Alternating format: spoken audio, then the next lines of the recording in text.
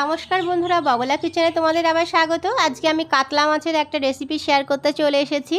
তো দেখো, কাতলা মাছ নিয়ে নিয়েছি আর আলু পেঁপে দিয়ে আজকে রেসিপিটা শেয়ার করব। খুব ভালো খেতে হয়, ভীষণ টেস্টি।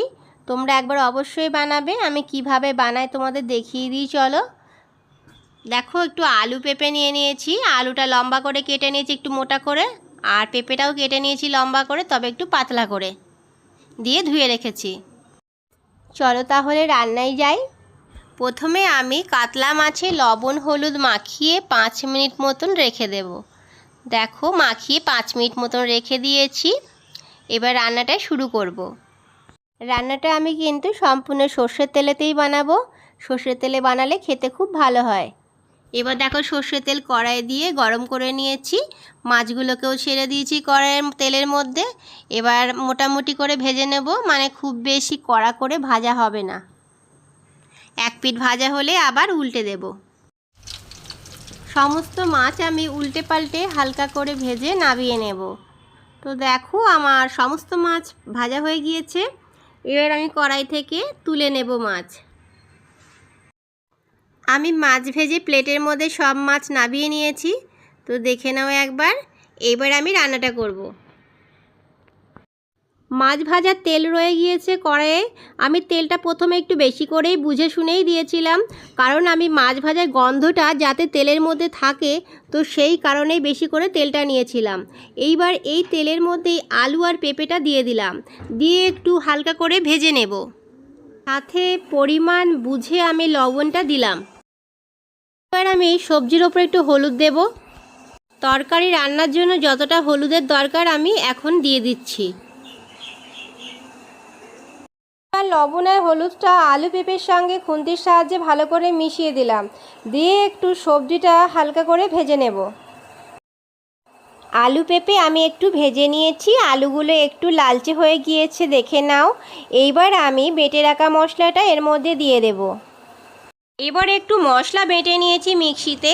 মশলাটার মধ্যে রয়েছে একটু বেশি পরিমাণে জিরে, একটা বড় টমেটো, আর নিয়েছি একটুখানি গরম মশলা, দুটো ছোট সবুজ এলাচ, আর খুব সামান্য একটুখানি দারচিনি, মানে ওই হাফ ইঞ্চিরও কম। এই মশলার মধ্যে আর অন্য কোনো মশলা আমি দিইনি। মশলাটা আমি সামান্য পরিমাণে জল দিয়ে মিক্সিতে খুব মিহি করে পেস্ট করে নিয়েছি। তো আর কোনো মশলা এর মধ্যে নেই, তবে খেতে কিন্তু দুর্দান্ত হয়। একবার অবশ্যই আমার মতন বানিয়ে দেখবে।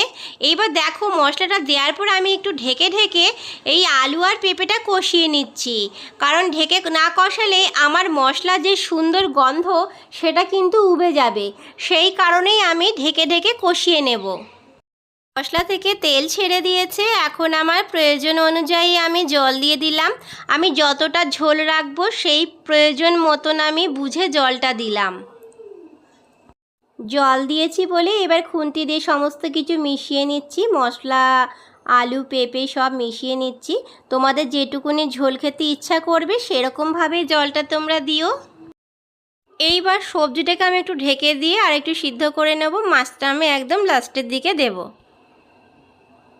ঢাকাটা খুলে দেখিয়ে দিচ্ছি। দেখো, আমার সবজি ভালো মতন সিদ্ধ হয়ে গেছে, অপূর্ব গন্ধও বেরোচ্ছে। এখন আমি খুব সামান্য পরিমাণে একটু চিনি দিয়ে দেব। আমি তোমাদেরকে আগেও বলেছি যে সবজিতে একটা, সবজি বলো বা মশলাই বলো, সবতে একটা তিতকুটে ভাব থাকে। সামান্য একটু চিনি দিলে সেই তিতকুটে ভাবটা চলে যায়। তো এইবার আমি দিয়ে দিচ্ছি মাছগুলো, ভাজা মাছগুলো ওপর দিয়ে সুন্দর করে সাজিয়ে দিচ্ছি। দিয়ে আমি ঢেকে আরও কিছুক্ষণ রাখবো, ওই মোটামুটি 4-5 মিনিট মতন রাখবো। তাহলেই কিন্তু আমার মাছের ঝোল, কাতলা মাছের ঝোল পেঁপে আলু দিয়ে একদম তৈরি হয়ে যাবে। একটু ধনেপাতা কুচিয়ে রেখেছি, তো সেটা ওপর দিয়ে দিলাম। তোমাদের ইচ্ছা না হলে একদমই দিও না। এবার তাহলে ঢেকে দিচ্ছি 4-5 মিনিটের মতন। ঢেকে দিচ্ছি। ঢাকা খুলে সার্ভ করে তোমাদেরকে দেখাবো কতটা সুন্দর হয়েছে, দেখে নাও। এখানে আমি কোনো ঝাল ব্যবহার করিনি। তোমরা কাঁচা লঙ্কা বাটা বা গুঁড়ো লঙ্কা দিতেই পারো, তোমাদের স্বাদ অনুযায়ী দিও। ছোট থেকে বড় সকলেই খাবে, সেই কারণে আমি লঙ্কা ব্যবহার করিনি। তো এখানে দেখো, বা তোমরা গোটা লঙ্কাও দিতে পারো, তো খাওয়ার সময় পাতে তোমরা মেখে খেতে পারবে। তোমাদের যেমন প্রয়োজন হবে তেমন বুঝেই করো।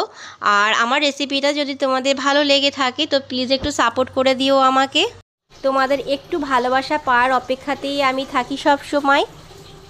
তাহলে দেখা হবে আবার নতুন রেসিপির সাথে। আজকের রেসিপি এই পর্যন্তই। আমার ভিডিও দেখার জন্য অসংখ্য ধন্যবাদ, রইল অনেক ভালোবাসা।